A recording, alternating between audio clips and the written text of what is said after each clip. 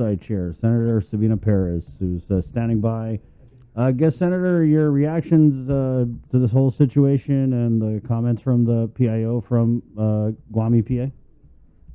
Well, thank you, Chris and Sabrina and Jason and the KUN family for having me this morning, and good morning to the listening audience. So yeah, my initial reaction, I did see it in social media. So immediately I asked my staff to look for a formal official release of that for the public. So, normally when I see any kind of flyers come through social media, I want to promote that to the public so the positions can be filled and the public that are seeking jobs can get jobs as well. And so I guess it seemed like there was haste. Obviously, it looked like initially there was haste in getting this out. And after, I guess, the publicity about, some of the issues with it, I think they had, it looks to me like they pulled back on it, and that's good that they did that. I do want to support Guam EPA to get what they really need. I mean, of course, I obviously have advocated for more funding for them, whether it was ARP funds or through the budget, and I continue to do that. And so I do support any help that they get for staffing, because the capacity is an issue for them in enforcement and carrying out their mandates. So, I'm glad that they're re-looking at their notice, and hopefully they can send out a proper notice for the general public. Right, Senator, but we all know how understaffed the Guam EPA is, and it's actually impeded their ability to properly and adequately carry out their mandate, at least in my opinion. I mean, you take a look around, like illegal dumping, and we've done a million stories of Guam EPA, and it's always the same story. Yes. We don't have enough people to go out and inspect this. We've got 2 people, this and that. So let me just ask you, when they put out this hasty notice and then come to find out it's for limited term appointments, I mean, that's basically a stopgap measure, and it's just, I don't know, it's a little fishy that we're getting LTAs in an election year, you know what I mean? Yeah, usually I don't see that from Guam EPA, and I only see that generally from DRT. That's something that they put in the budget every year during tax season. So yeah, it was kind of odd to see that. And then Jesse Cruz, I know that he does work for EPA. I've interacted with him, and that's odd that maybe it was kind of like a little flag, but not so much. But I think it was good that they're relooking at their notice and going to formulate a more formal one. But yeah, speaking to the issue of a long term, I know a limited term is a stopgap measure, and it is an opportunity to I guess attract personnel. But I think you're right. We definitely need long term support, and that's what my bill 166 does. 165. Make sure the number is right. 166, correct. So 166 basically. So Guam EPA has the ability to get funding from use tax and through the general fund. Normally their funding has always been through their special funds and any kind of federal grants that they get.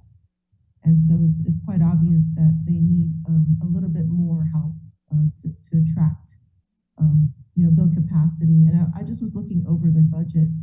A lot of times I see in other agencies, they put in vacant positions. Guam EPA doesn't do that. And I think perhaps they're limiting themselves to the special funds. And this is something that I've even brought up in the board meetings. I've attended their board meetings, and the past 2 board meetings, there wasn't any mention of building capacity. I did bring up Bill 166 in the previous, I think in the October meeting, and that, seeking the board support in getting more funds through use tax.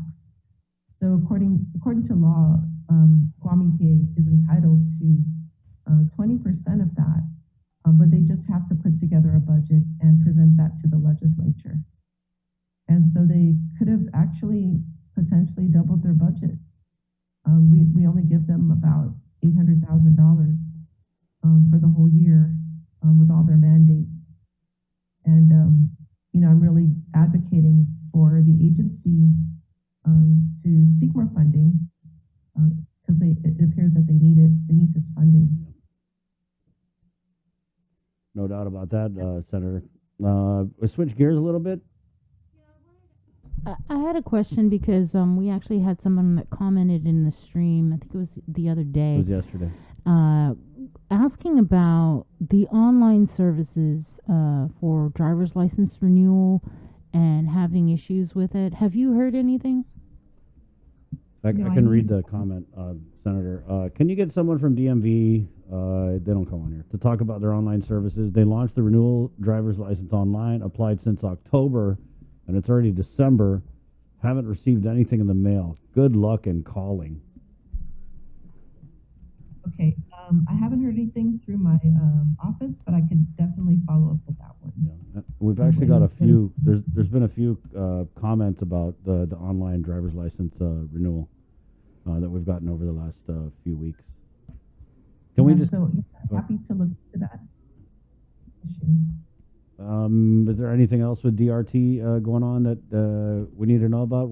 Have they even tried to resolve that direct deposit issue? Because we heard that with the advanced child tax credit, there were delays because they weren't able to direct deposit and they had to turn around and print, all the checks.